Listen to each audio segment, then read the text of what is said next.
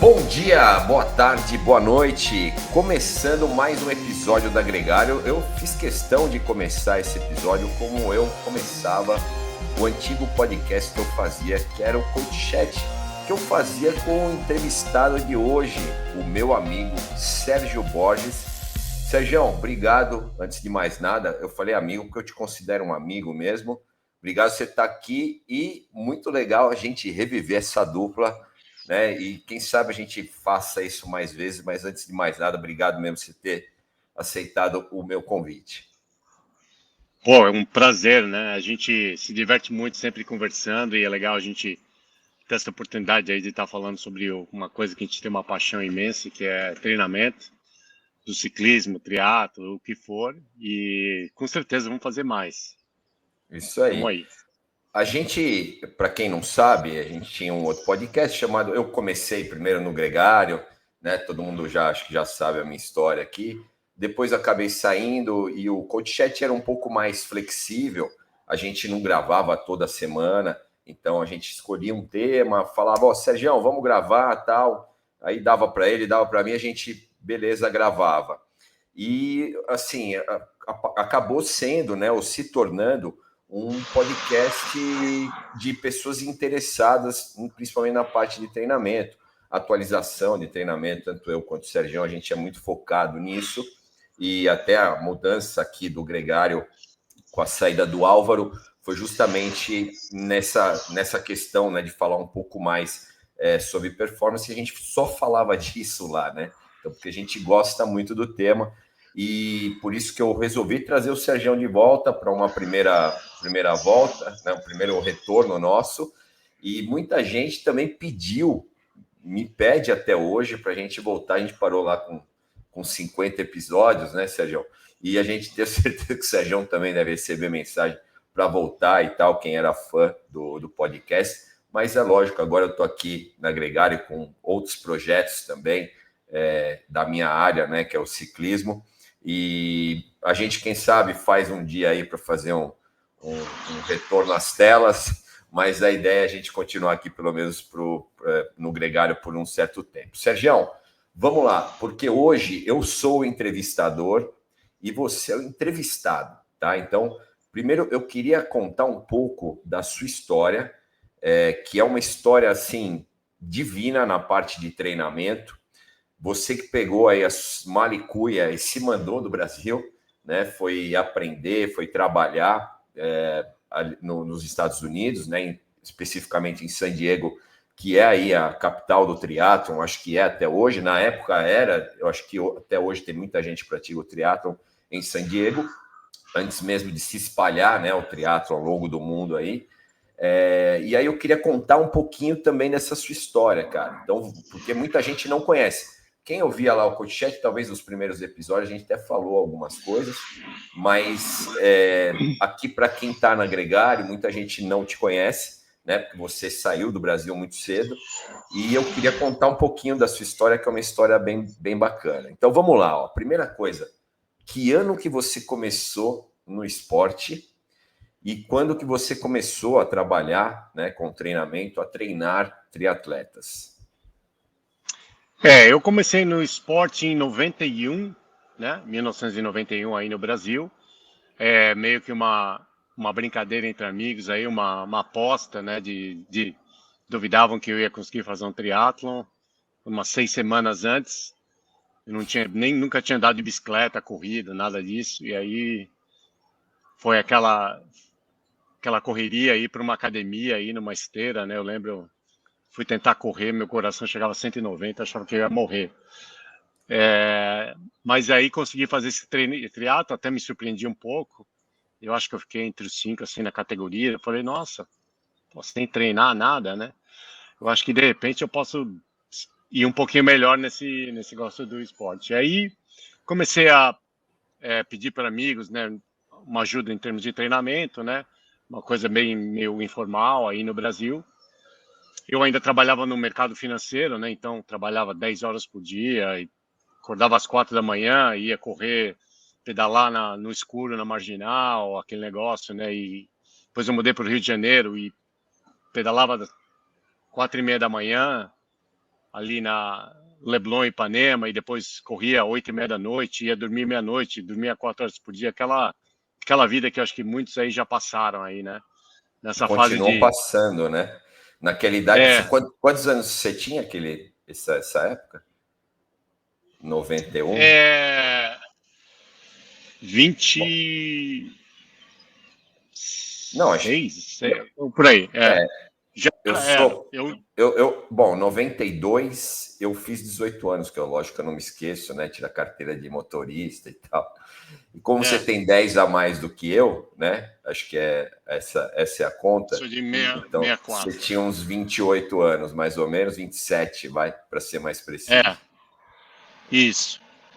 Então, aí eu comecei, né, a me empolgar, a treinar um pouco mais, querer fazer algumas provas, né? Naquela época era, né, logicamente a gente tinha um respeito muito maior aí pela distância e pelo esporte do triatlo, apesar de eu ter até um passado de jogador de polo aquático, né, uma natação, mas a gente só fazia provas de sprint olímpico, né? Naquela época eu passei aí pelo menos, acho que eu fui fazer o meu primeiro meio Ironman, se eu não me engano, só em 96, acho que só uns 5 anos depois de que eu comecei a fazer triatlo, né?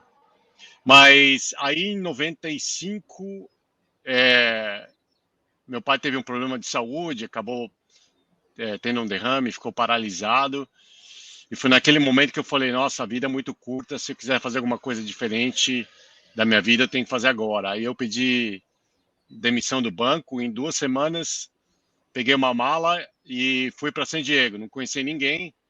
Eu só tinha ouvido dizer que, como você falou, San Diego, na verdade, era a meca do triatlon. E eu me inscrevi num curso lá na faculdade, na UCSD, porque, por sorte, não sabia de nada, mas só para ter alguma justificativa de visto, alguma coisa para ir para lá. E foi quando eu fiquei sabendo que tinha um programa de master de natação. E quando eu cheguei na piscina para nadar, foi que eu olhei, né? Eu falei, nossa, mas era Scott Tinley, Greg Welch, Mark Allen, Karen Myers, A Paula Newby nata Fraser, do a triatlon da nata época. do triatlo, tava tudo ali. Eu falei, eu acho que eu dei sorte e acabei vindo para o lugar certo, né? Bom, até, ó, E Sérgio, para quem não conhece esses caras, vale a pena você procurar lá, né? A Paula Newbish, como é que é o, desculpa o Fraser, sobrenome dela? Newby Fraser Fraser. Ela ganhou foi oito até vezes. hoje, né, a maior ganhadora do Ironman de Kona. Isso. E todos esses caras que o Sérgio falou, Mark Allen, Dave Scott, enfim, esses caras na época eram o suprassumo do triatlon da época. Eles abriram, né, as portas de muitas coisas, até relacionado à parte de treinamento. O Mark Allen, ele conta isso até no livro dele, na história, né, do treinamento no triatlon. Passa muito por coisas que eles faziam na época, que a gente vai falar também o tema desse podcast, que é falar um pouquinho dessa parte de treinamento, como era antes, como é agora. Mas eu aconselho, quem não conhece esses caras, entra lá no YouTube, digita lá o nominho deles, lá vocês vão ver o que esses caras têm de história. O Sérgio, bom, continua aí, você pegou, tava só esses caras lá nadando na piscina que Só você ia nadar também. é. E naquela época ainda não tinha muito técnico de triatlo, né? Tinha um ou outro que ajudava, assim, mas não era uma coisa muito desenvolvida, assim, mesmo lá em San Diego. Então eu comecei falei, pô, eu quero me aprofundar só para ser um atleta melhor, né? Apesar de já ser velho, né? Assim, não tinha aspirações nenhumas, assim, de profissionais, nada, mas eu queria ser um atleta melhor e que comecei a estudar. Então, naquela época eu lembro que eu comprei todos os livros publicados de natação, ciclismo e corrida que tinham no momento e comecei a ler tudo. De triatlo não tinha E nenhum ainda. eu acho que talvez tinha um livro de triatlo, mas assim não era assim uma coisa muito boa. Até hoje Então tem pouco, né? Imagino tem naquela pouco ainda. época. Exatamente. Então foi assim que eu comecei aí a entender um pouco. Aí como eu estava lá na UCSD, eu falei, bom, já que eu tô tentando aprender um pouco mais, eu vou fazer um curso de Sport Science, né? Uma educação física aqui na faculdade. E aí foi que eu me inscrevi num curso de 2 anos, que era de Sport Science lá na UCSD, para aprender a parte de fisiologia, né? Eu não sabia nada, né? Meu passado era de business, né? Finanças, não sabia nada disso. Então foi quando eu comecei a aprender um pouco mais sobre treinamento e comecei a ficar cada vez mais interessado no assunto. Ainda querendo aprender mais, eu participei do primeiro, na verdade foi o segundo curso de formação de técnicos dos Estados Unidos na Federação Americana de Triatlo, que naquela época não chamava nem USA Triathlon, era Tri-Fed que chamava naquela época. Então eu fiz o segundo curso, que foi lá no Centro Olímpico, em Colorado Springs, de formação de triatlo. Então fui um dos primeiros técnicos a serem formados nos Estados Unidos como triatlo, nível 1. E depois eu fiz a continuidade e acabei sendo o primeiro do grupo de primeiros técnicos a receberem o nível 3 Elite, certificação Elite de treinador nos Estados Unidos. Né? Então, bom, você foi provavelmente foi um dos primeiros treinadores, apesar de não ter trabalhado aqui, mas um dos primeiros treinadores de triatlon brasileiro, né? E tenho certeza que nos Estados Unidos, o primeiro brasileiro a se formar nesse nível, né, de treinador.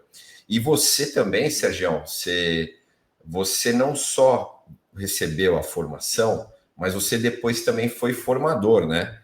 Porque você dava treinamento, você acabou depois virando um formador de treinadores, né? Então, conta um pouquinho essa história também, porque a continuidade disso, né? Você não só foi um baita de um treinador, mas também passou os seus ensinamentos para esses caras, né?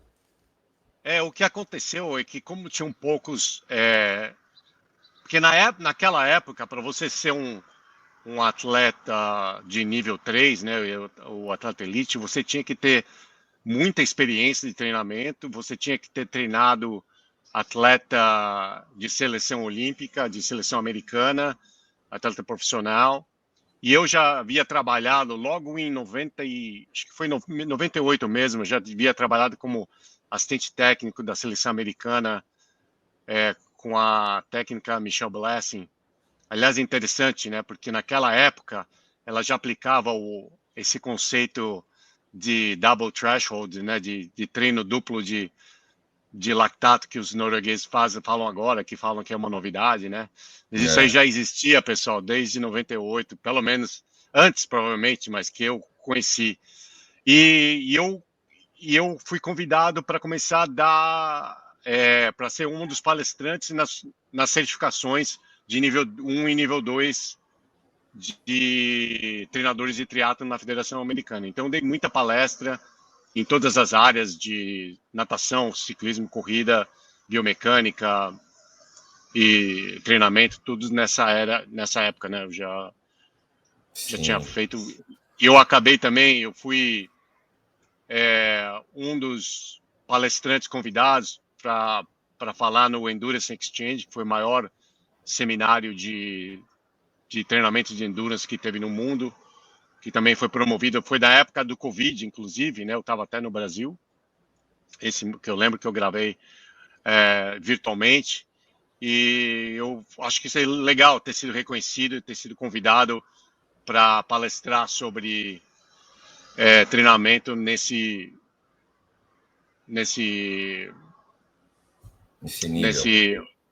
nível, nesse simpósio. No simpósio, ok. Eu lembro que eu tive de participantes, assim, eu cheguei a ter 97% dos participantes assistiram a minha palestra, então eu fiquei muito feliz de ter provocado esse interesse, né? Sim.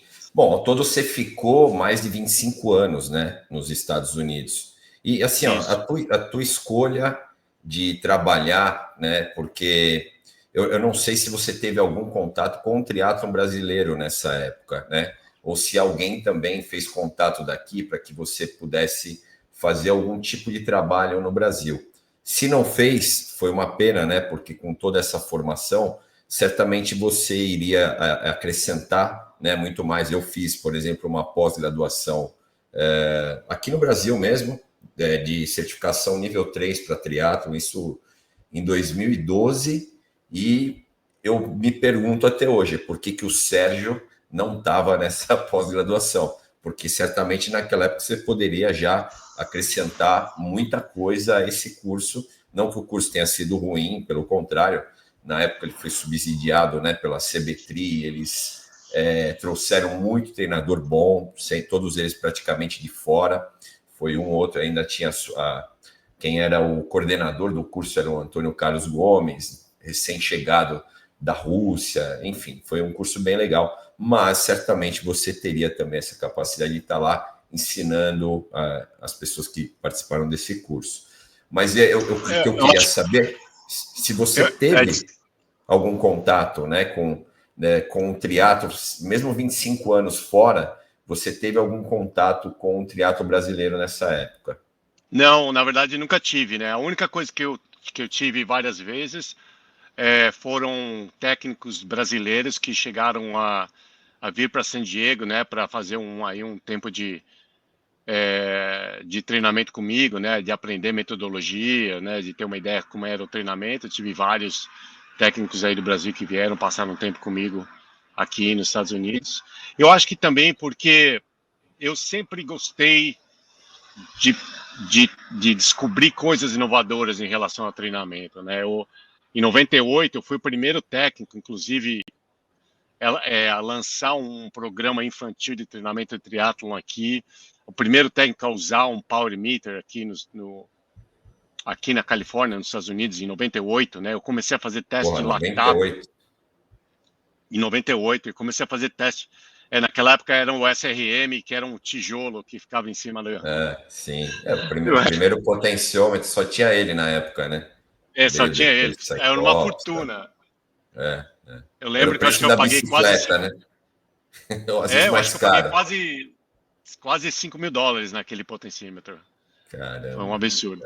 E eu também fui o primeiro técnico a começar a fazer teste de lactato, né? Que agora é a nova moda de novo, né?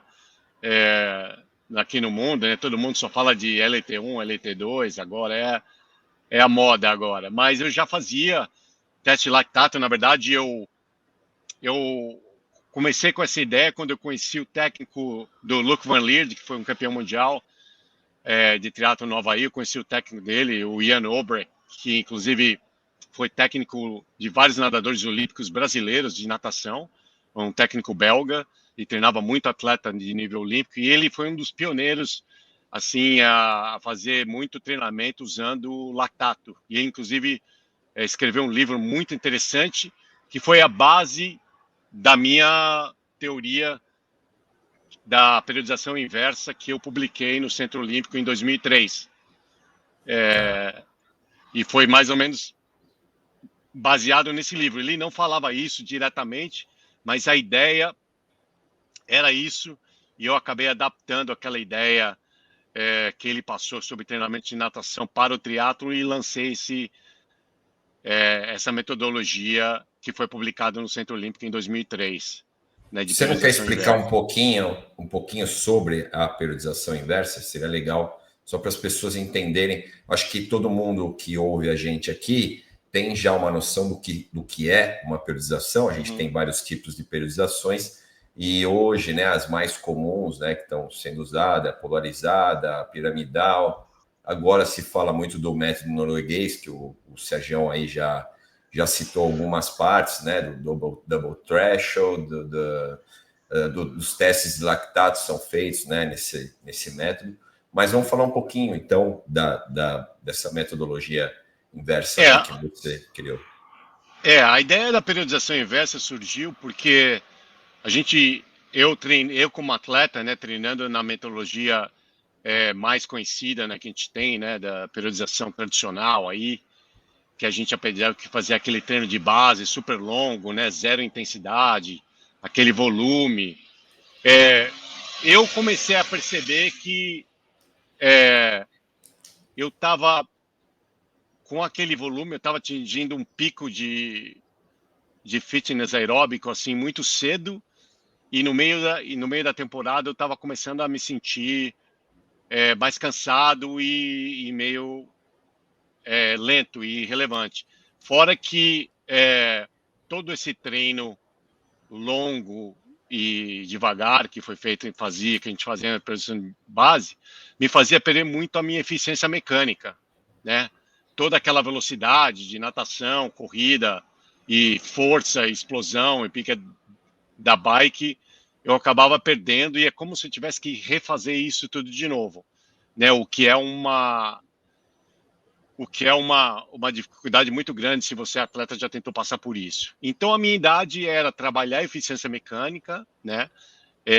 Através de treinos de intensidade curtos que vão melhorar a sua eficiência mecânica, trabalho muito de força, fazer um volume reduzido em relação a essa base gigantesca que a gente fazia, e colocar o volume quando se aproxima mais da tua área de competição, no caso de provas de 70.3 e de Ironman, né? Por isso que eu te falo uma periodização inversa do que seria feito, né? Eu acho que a gente, ainda mais atletas que já tinham alguma base de treinamento, né, não precisariam estar fazendo esse desgaste todo dessa base, né? A gente treinava muito naquela época, você lembra provavelmente.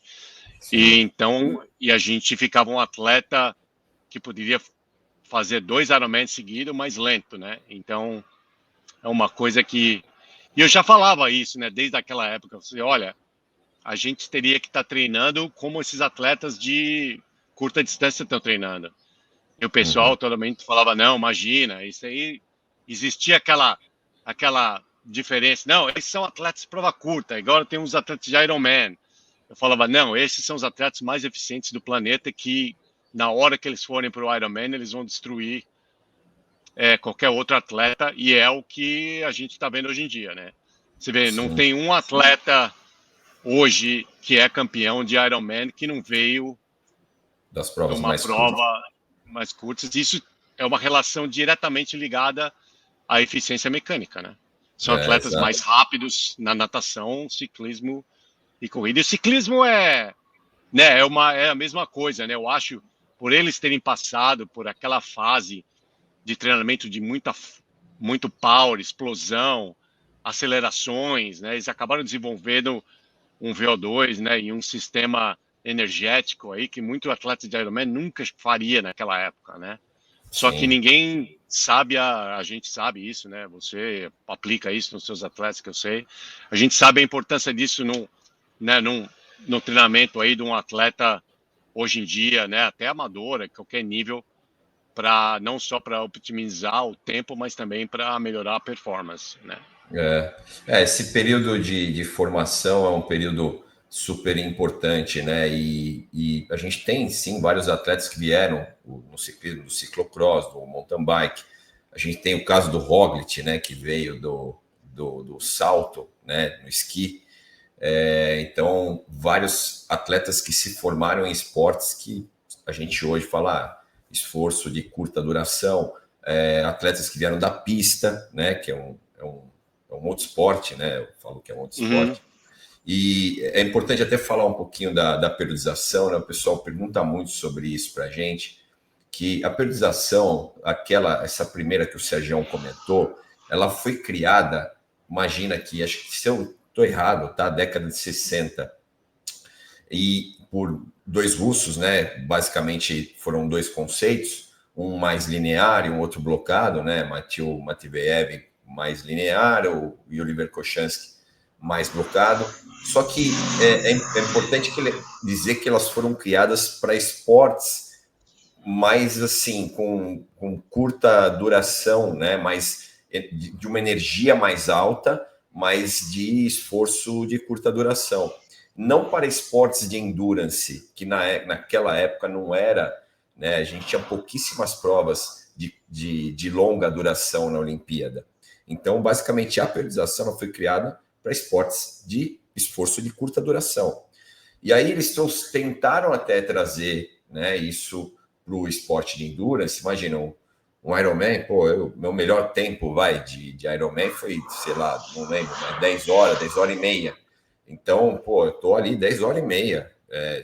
A gente tem aí, fala muito hoje do método norueguês, né, que hoje eles mandam um monte de volume nos caras, e os caras treinam aí 3, 4 horas brincando, né, em Z2 e muitas vezes fazendo estímulos pesados, né, dentro desse tempo.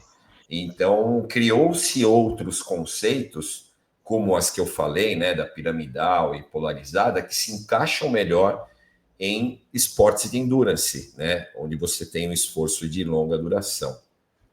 Então, acho que é importante a gente falar isso, é só para o pessoal também entender um pouco da história, né, de onde se criou a periodização, porque muitos têm ainda esse conceito, na base vamos trabalhar mais volume, mais próximo da prova vamos trabalhar mais intensidade e tal, mas esse é um conceito criado, como eu falei, para outros esportes, né? O Sergião, você chegou a trabalhar também com o paratriatlon nos Estados Unidos? Sim, na verdade eu fui o primeiro técnico a desenvolver um programa de treinamento para atletas de paratriatlon nos Estados Unidos.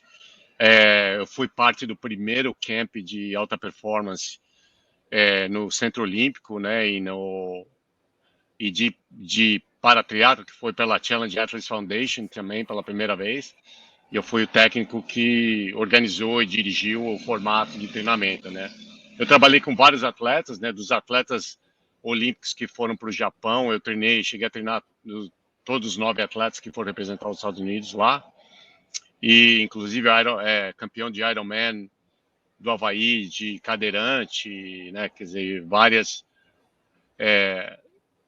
deficiências diferentes, cegos e vários atletas diferentes, né. Então foi uma experiência muito legal também, né, muito desafiadora, né, quando a gente começa a trabalhar, principalmente na área, né, da biomecânica, né, de atleta, né. Eu fiz um trabalho muito legal com as empresas aqui que fazem a parte de próteses, né, de detalhes para eles melhorarem a prótese e como o atleta deve usar a prótese, né? Porque uma coisa interessante para você aí que é um deficiente que pretende fazer triatlo ou correr ou qualquer alguma coisa, que o trabalho mais importante que eu fazia com os atletas era a parte de fazê-los entender que a prótese ela não é uma uma Um objeto ela não é estranho. uma crutch, né? Ela não é uma, como é que fala? Nossa, desculpa. O problema de O quem que já você, está há muito o tempo que você falando usa inglês. o que você usa para andar quando você tá com o pé quebrado, como é que chama? Uma muleta? Muleta. Muleta. As próteses não é uma muleta, na verdade, as próteses agora elas são parte integrante do seu corpo, né? Muitos atletas, eles sempre acabam você vê que o atleta vai começar a tentar correr, ele meio que protege, como se fosse uma perna machucada. E eu tenho que ensinar para eles, principalmente mentalmente, né, de que aquela perna agora vai ser usada para propulsão super eficiente, como é a perna dele normal, né? Então é uma coisa muito legal, né? Esse trabalho. Eu sei que você também está trabalhando bastante essa parte mental, mas fazê-los entender de falar, olha, você não tem uma perna machucada, essa é a tua perna agora. Você tem que Sim. usar essa perna para fazer uma propulsão adequada que você necessita fazer, né? Então, essa parte aí foi uma parte muito legal, mas fora que esse pessoal todo aí que faz esporte, são atletas com deficiência física, vocês estão aí de parabéns, porque é impressionante, né? Eu acompanhando, é muito meu amigo, esse meu atleta, Jason Fowler, que foi o campeão do Ironman, cadeirante, que não tem nenhuma mobilidade do peito para baixo, né? Não é um cadeirante que tem alguma mobilidade, né? Como tem alguns atletas, ele não tem nada e é um cara que você fala, pô, o cara tá aqui nadando, pedalando e e correndo só com os braços, cara, nesse Ironman no Havaí, nesse calor. Olha, é uma coisa impressionante, né? E a gente, como técnico, né? Como é que a gente faz para manter um cara desse sem contusão, onde ele está usando só os braços, né? Então, essa parte toda de desafio, eu acho que, né, o Ronaldo, é o que a gente ama aí no esporte, é justamente ter desafios e poder ajudar o atleta, né, especificamente no que ele precisa. Então, acho que isso que sempre me deixou muito empolgado aí para aprender cada vez mais, falar, mas será que não tem um jeito melhor da gente fazer isso, que dá para esse atleta melhorar aqui, nesse específico cenário, né? Então, eu acho que isso é o que faz a gente acordar todo dia aí e ficar Com pensando, né? certeza. Eu Não, passo isso é uma 20 complexidade horas no dia muito. pensando. Exato. É uma complexidade enorme, né? Porque bom, acho que muita gente não deve saber, mas eu fui chamado aí para um projeto para trabalhar com paraciclismo. E a gente está, meu trabalho aqui é pensar nos testes e tal. E aí a gente fala, pô, tem mas muitas variáveis, né? Você tem o cara que tem uma deficiência, que é uma deficiência que às vezes até é imperceptível a olho nu. Você vai ver ali, tem uma atrofia na perna, tal. E aí você tem o cara que não tem a perna direita, outro cara que não tem a perna esquerda. Aí você tem o cara Não tem que braço. não tem o braço, tem as duas pernas, mas não tem o braço. Você tem o cara que pedala na hand cycling, você tem o cara que pedala no triciclo, né, que tem alguma paralisia cerebral. Então, a gente, eu estava vendo, né, tudo isso e falando assim, caramba, a complexidade que você tem, né, de testar, e eu comecei a correr atrás disso, Sergião, e é tudo meio mato, não tem informação. Eu acho que talvez as principais hoje seria a Grã-Bretanha, a Austrália, talvez eles tenham, porque realmente a equipe deles é muito bem trabalhada nesse sentido, mas a Itália, por exemplo, que é também uma força, deve ser a quarta ou quinta força no mundo, tem pouquíssima. Eu conversei com um cara que foi da Federação Italiana e tem pouquíssima informação sobre isso lá, né? Então, a gente está aqui meio matutando, né, quebrando a cabeça, porque o Brasil na Paralimpíada vai muito bem, né? Conseguiu resultados expressivos nas últimas Olimpíadas, mas no paraciclismo bateu na trave a medalha, até hoje a gente ainda não conseguiu. Então a gente está tentando agora fazer um projeto para trabalhar que não vai ser nem para 2028, vai ser, estou abrindo aqui, né? Mas vai ser para 2032. Mas é um projeto bem legal, né? Então, e eu imagino que foi para você isso, porque eu acho que com esses caras a gente deve aprender demais, né? Muitas coisas. Com certeza, né? Eu acho que a primeira coisa que a gente aprende, eu acho que isso aí, para quem está ouvindo aí no Brasil, é uma coisa importante. A parte biomecânica no ciclismo do atleta paralímpico, do atleta com deficiência física, é uma coisa que é muito ignorada, ainda até aqui nos Estados Unidos, ainda é. Eu tenho um atleta olímpico aqui que passa por mim, que fazem erros de bike fit, porque eles vão acabar fazendo bike fit num cara que faz bike fit para atletas sem nenhuma deficiência, né? É uma coisa totalmente diferente, né? Não é muito analisada, né? Mas peraí, qual é o músculo que está sendo usado? Qual é o músculo que ele tem para ser usado? Qual é a deficiência de movimento que ele tem usado, né? O que a gente pode fazer? A gente pode colocar o taquinho no meio da sapatilha, a gente pode mudar a posição do banco, a gente tem que pensar fora do padrão normal e falar o que a gente pode fazer. Mais uma vez, né, repetindo o que a gente faz com o treinamento, nessa parte precisa ser feito um pouco mais. O que a gente pode fazer que vai melhorar para o atleta a performance dele? É uma catraca, um pé de vela menor, maior, diferente, um taquinho posicionado diferente, é uma sapatilha diferente, são várias coisas que podem ser feitas, né? Eu só estou falando aí na área do ciclismo, e que até hoje eu vejo aqui sendo ignorada, né? Eu vejo atletas que quando eles me convidam para ir nessa empresa que faz próteses, né? inclusive tem um atleta agora que veio do ciclismo americano, é um atleta olímpico, e que ele vai fazer o Ironman, que eu vou treiná-lo agora, que nunca experimentaram alguma coisa diferente que seria mais adequado para a deficiência que ele tem. Ele meio que se adaptou com a deficiência dele ao ciclismo normal. Eu falo, mas espera aí. Eu falei, mas não faz sentido você usar um taquinho para frente quando você não tem perna, panturrilha. Quer dizer, você tem que pensar no movimento biomecânico de uma forma diferente que vai ser melhor para você na hora que você estiver competindo, né?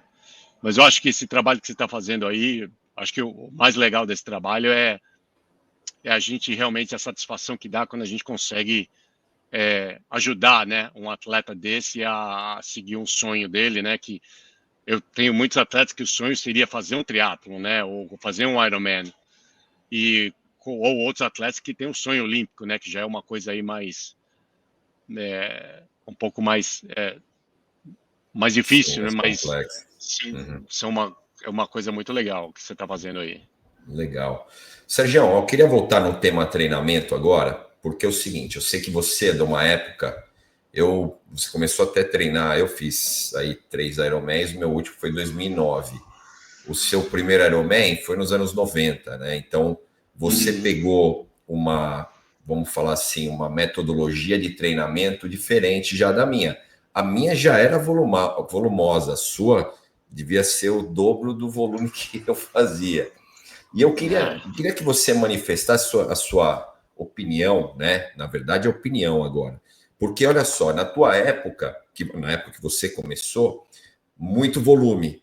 Na minha época, eu achava que já era muito volume. Só que de 2010, talvez aí para 2020 e tal, deram uma diminuída no volume, aumentaram a intensidade, até começarem a divulgar de novo o método norueguês, com o senhor Christian Blumenfeld, né?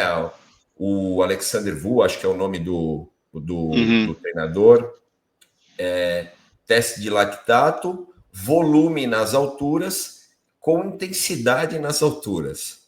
Então, eu queria, você como o especialista, né, no treinamento para triatlo, e a gente tem aqui na Gregário muita gente, muito ouvinte nosso que é do triatlo, e mesmo para quem não é do triatlo, ciclismo, tem muita gente usando também método norueguês no ciclismo.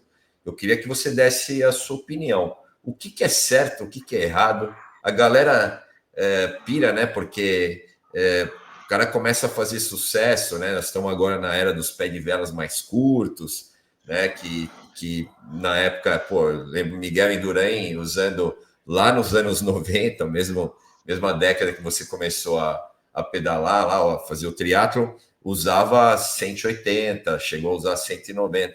Então, a gente tem eu já entrevistei alguns bons entrevistados aqui que são cientistas, né? O Dr. Everton Krivoy, para falar de treinamento de força.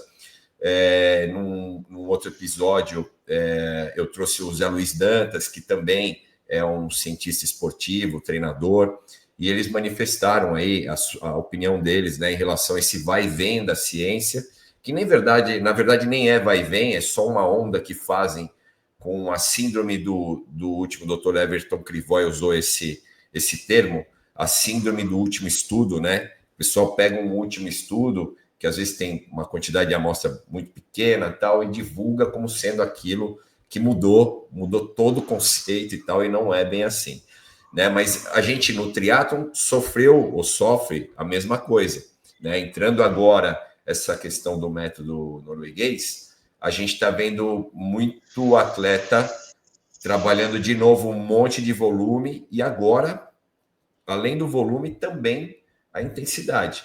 Eu só não sei se já estão se furando para fazer teste de lactato todo o treinamento, mas eu estou vendo que os caras sempre pendem para o método que está fazendo mais sucesso no momento. Você vê dessa forma também? Infelizmente, né, com a mídia social, né, acabou sendo uma coisa aí informações proliferam com uma velocidade assim muito maior, né? E sempre as pessoas vão acabar olhando para atletas que estão ganhando e tentarem saber o que eles estão fazendo, né? Eu também faço isso, logicamente, a gente está sempre curioso para saber. Agora, uma coisa que é interessante, né? Na verdade, eu não vi, me corrija se eu estiver errado, mas não existe nada que está sendo falado que é desconhecido para nosso conhecimento aí em termos de treinamento e triatlon, né? Não tem nada que estão fazendo agora que já não foi feito no passado, né? Exato. Eu acho que pessoas acham que é alguma coisa milagrosa, nova. Não, tem nada que tem que ser feito, né? Agora, existem alguns detalhes que estão sendo muito ignorados, né? Que são detalhes básicos, né? Que a gente fala sobre treinamento, né? Treinamento é sempre e vai ser sempre uma relação entre volume e intensidade, né? A gente aprende isso na escola, a gente sabe que o que eu coloquei isso até no meu Instagram outro dia no post, fala que você só pode treinar o quanto que você pode recuperar. E isso é uma coisa que é muito ignorada por atletas hoje em dia, né? Eu vejo que existe muito atleta que até hoje não sabe o que é estar fresh, que eu digo, né? Assim, Fresco, pronto para uma competição, fresco para uma competição, porque o cara só está sempre fadigado, né? Ele passa o nível de fadiga dele é uma coisa tão alta e tão normal que ele, na verdade, nunca teve o privilégio, eu vou chamar, de fazer uma prova em que ele esteja fresco, pronto para atingir o seu melhor, né? É muito mais fácil. Eu acho que o problema do esporte de endurance, né, como a corrida, o ciclismo, aí, o triatlon, que é mais difícil você entender e ver isso do que seria um outro esporte. Outro esporte que seja ligado à velocidade pura, explosão, você sente mais facilmente que você está fadigado, que você não consegue atingir. Agora, no triatlo e no ciclismo e na corrida, é uma coisa que fica meio nebuloso, que é difícil você saber. E você acaba indo sempre nessa, não, preciso treinar mais, e acaba não entendendo, né? Hoje existem algumas ferramentas como o HRV, né, que ajudam a gente a entender um pouquinho mais como é que está sendo o corpo tá respondendo aos treinos, mas o que é mais importante, que é uma coisa que não mudou, é que o que eu falo que é o seguinte: a relação entre o volume e a intensidade é o que eu chamo da relação gangorra. Quando um sobe, o outro tem que descer. Quando um de um lado ou do outro, né?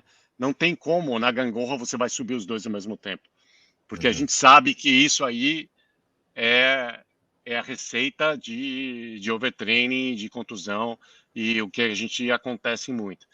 E o problema maior do volume é as pessoas entenderem que a gente já comentou isso até nos nossos podcasts. Não é todo mundo que pode fazer volume.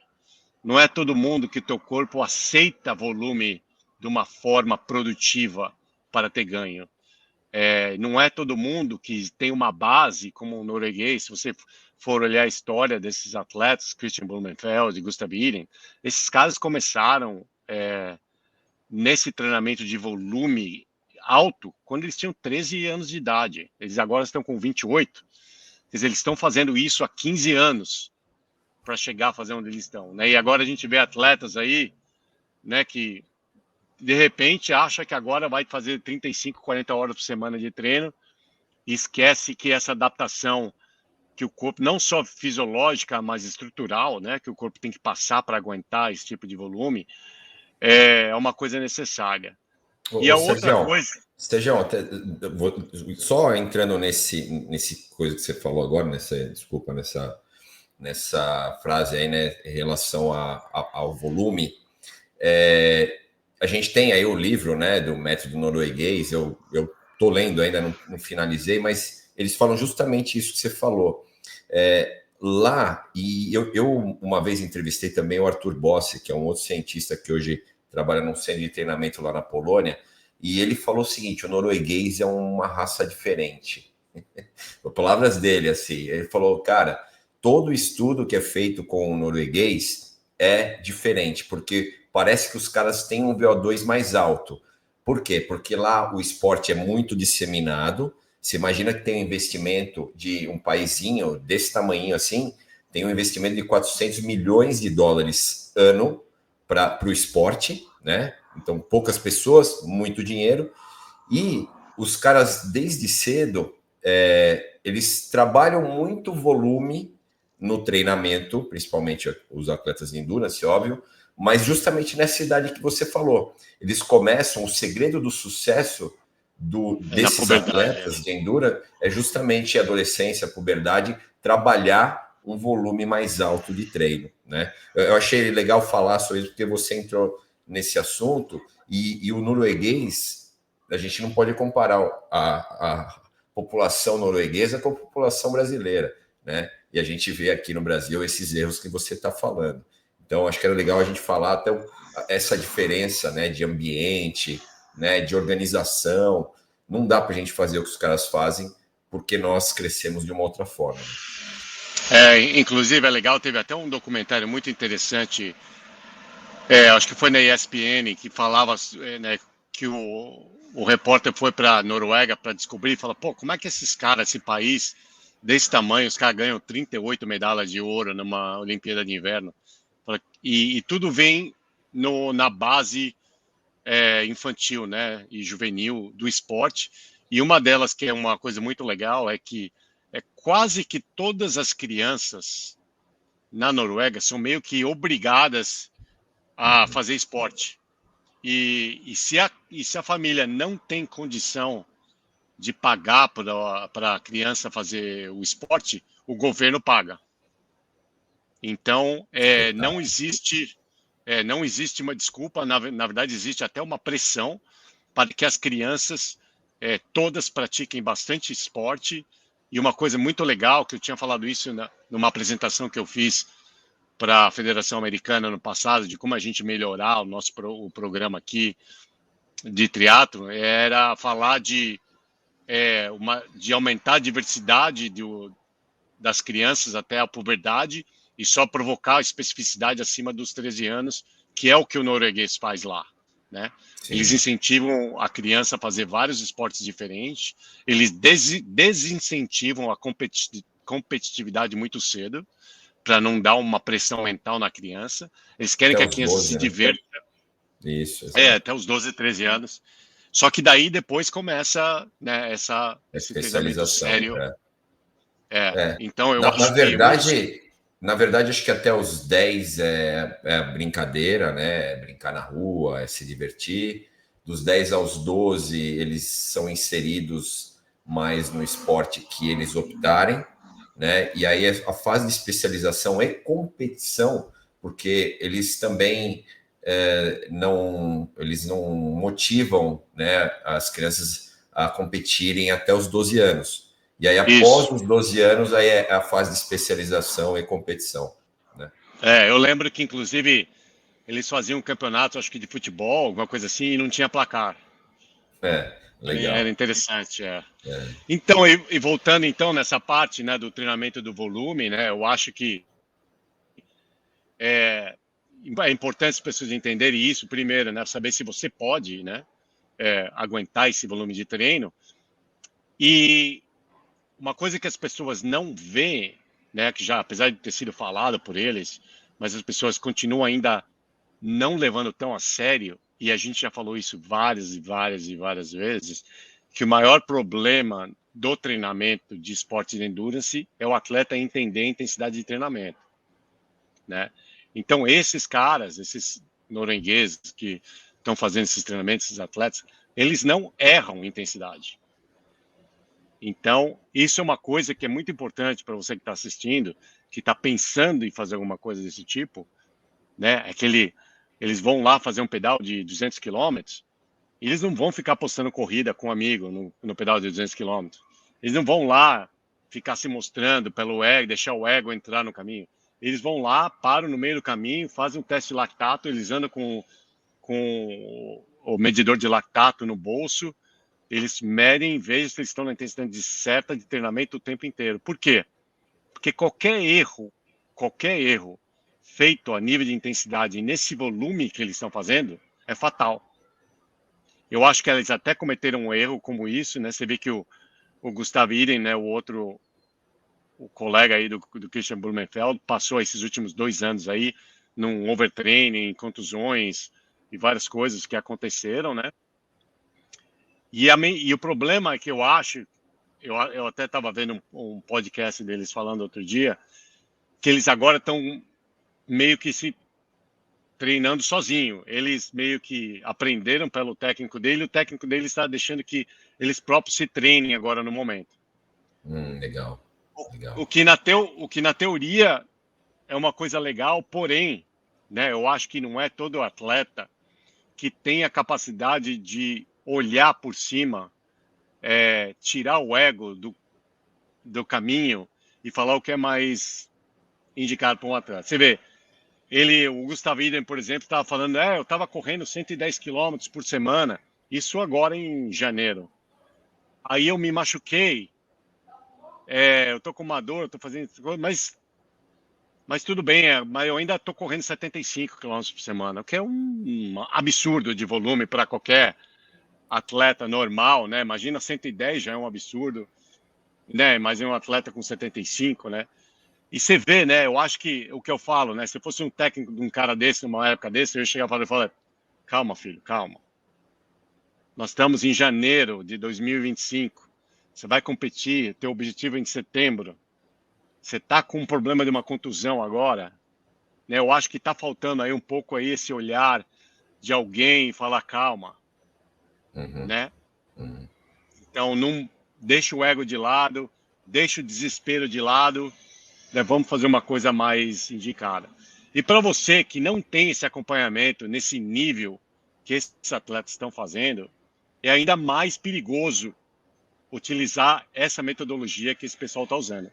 Uma outra coisa que também as pessoas não notam, que a gente já vem falando há muito tempo também, é que não só o treino, né, longo, né, que tem que ser feito numa intensidade correta, o treino de intensidade também tem que ser feito numa intensidade correta, né? O que a gente vê com um atleta com nível um pouquinho maior, isso não acontece com um atleta com nível mais baixo, recreativo, mas atleta tipo, até amador, assim, mais nível elite, né?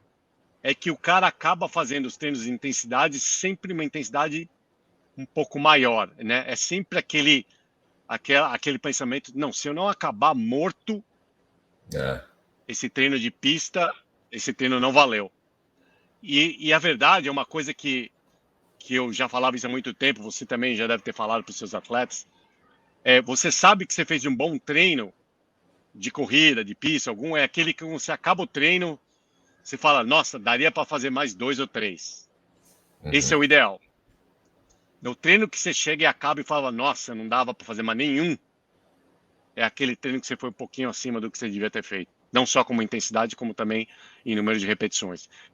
Então, é uma coisa importante e eu acho que as pessoas erram muito nisso, né? Eu acho que eu já errei nisso, você provavelmente já errou isso como atleta, né? A gente fala assim, pô, se eu não sair daqui dessa pista mancando hoje, eu não fiz o treino que deveria fazer, né? Só que a gente tem que pensar na coisa mais importante, que é a consistência e a constante progressão, né? Então, a gente tem que saber não só a intensidade corretíssima de fazer esses treinos de mais intensidade, a frequência com que esses treinos são feitos também, né? Isso é um problema, né? Eu acho que tem muito atleta, eu até vejo até no nível profissional, né? Tipo, o cara fala, eu tava me sentindo tão bem fazendo treino que eu resolvi fazer mais esses tiros no final, né? Por conta dele, né? Por conta dele, né? E eu falo, mas por quê? Por quê? Eu acho que quando o atleta começar a entender que ele fala, quando você se sente muito bem num treino que você tinha que ter feito, você tem que parar e guardar aquele. Logicamente, né? Isso eu estou falando para os atletas que treinam no nível alto, né? Não, claro. Né? Isso não é para qualquer pessoa recreativa que desiste no meio de um treino de intensidade. Eu não estou falando isso, né? É aquele, eu acho que é importante você controlar o seu ego e poder apreciar e falar assim, nossa, né? Hoje eu fiz um treino de VO2 na bike hoje de manhã e eu fiz 2 séries de 6 de 1 minuto de VO2, com 10 minutos leve entre a série. E foi aquele negócio, né? Eu acabei essa segunda série, eu falei, nossa, hoje dava para ter feito um intervalo um pouco mais longo, ou dava para ter feito mais uma série. Aí, rapidamente, eu cheguei e não, quer saber? Na verdade, eu fiz o que eu tinha que ter feito, eu me senti bem, e isso vou guardar para mim esse sentimento bem para conseguir fazer um outro treinamento outro dia, Porque né? o treinamento, exatamente, ele tem um controle de carga, né? O pessoal às vezes acha que, amanhã ele continua, não é que acabou. A gente tem, Exatamente. as pessoas às vezes não, eu vejo muitas vezes atleta meu mudar o treino, né? Eu tinha um treino intervalado na quinta, ele colocou no domingo. Eu falei, não faça isso, porque você tem que entender que cada treino tem uma carga, tem um balance, e a sua semana ela tem oscilação, né, entre estimular e recuperar. Quando você muda um treino, ainda mais se ele tem uma intensidade mais alta, e ele entra no lugar de um treino de intensidade mais baixa, você talvez não comprometa aquele bloco, mas você vai comprometer o prosseguimento do planejamento, né? Então, naquele momento, pode Exatamente. não fazer um efeito negativo, mas depois vai fazer, né? E isso É, acontece direto, né? é muito importante a gente entender, eu aprendi isso com o Brett Sutton uma vez, quando a gente fazia uns treinamentos né, juntos, né? Eu treinei alguns atletas dele, desenvolvi a parte de treinamento de amador para ele. A gente fazia camps lá em Cozumel e ele sempre falava isso. Ele falava assim, o teu treino de hoje, ele é diretamente ligado ao teu treino dos últimos 2 dias e também ele é ligado no treino dos seus próximos 2 dias. Então você tem que pensar muito no que você está fazendo hoje, entendendo o que você fez nos 2 dias passados e também entendendo o que você vai fazer nos 2 dias do futuro, né? Exato. Então, logicamente, não estou falando que você tem que falar, isso eu já tive problema com o atleta meu, de falar assim, eu sei que vou ter que fazer um treino de pista daqui a 2 dias, então hoje eu segurei. Eu falei, não, não é para você fazer a mais, mas também não é para você fazer a menos. Existe um objetivo fisiológico de cada treino. E é uma outra coisa, né? Não sofra por antecedência, né? Pensa no teu treino de pista daqui a 2 dias quando você chegar lá, né? Hoje, foca só no seu treino de hoje, né? Isso é uma coisa que para você atleta que está ouvindo aí é super importante. Eu vejo muito atleta que começa a olhar a semana dele inteira de treino e o cara está sofrendo pelo pedal Por que ele vai fazer no sábado. antecipação. É, Trauma. é Traumatiza um, antes. é um Antes de traumatismo treinar. antes, né? E eu já fui assim, né? De eu ficava olhando, falava, nossa, você viu semana que vem? Nossa, semana que vem vai ter um treino de pista cabuloso. Eu falei, mas semana que vem a gente A nem acabou essa neurociência semana. explica isso, A neurociência É, explica isso. Mas realmente é complicado. Cara, Sergião, bom, a gente aqui já meio que passou até da hora tal. Meu, você não sabe o prazer que eu tive de fazer esse programa aqui com você, é sempre legal. Não só porque você é amigo, mas a gente sempre se deu muito bem, né, em tudo que a gente fez em relação aos programas, né, o antigo podcast nosso.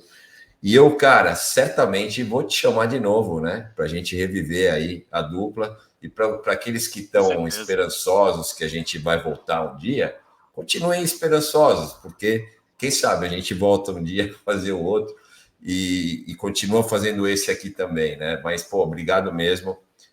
O Sérgio, para quem não Com sabe, bom, a certeza. gente já falou, né? Tá em San Diego, às vezes é mais complicado a gente se cruzar. Mas, pô, obrigado, Sérgio, e até a próxima, né, meu? Pô, obrigado a você pela oportunidade. Eu sempre adoro estar junto com você e a gente sempre bate muito aí nas ideias que a gente tem em relação a como a gente gosta de passar informação. Nós somos educadores aí, o que a gente mais gosta é realmente poder passar uma informação que possa ser de benefício para qualquer técnico ou atleta ou ou mesmo entusiasta aí do esporte. Então, se tiver alguma informação que a gente pode passar que vá te ajudar de alguma forma, isso já nos deixa feliz. E pode convidar que então por aqui a gente acerta o horário aí e então é de volta. Maravilha. Bom, é isso, pessoal. Mais um episódio aí da Gregário. A gente volta na próxima semana. Obrigado para você que assistiu a gente até aqui. Até a próxima. Tchau.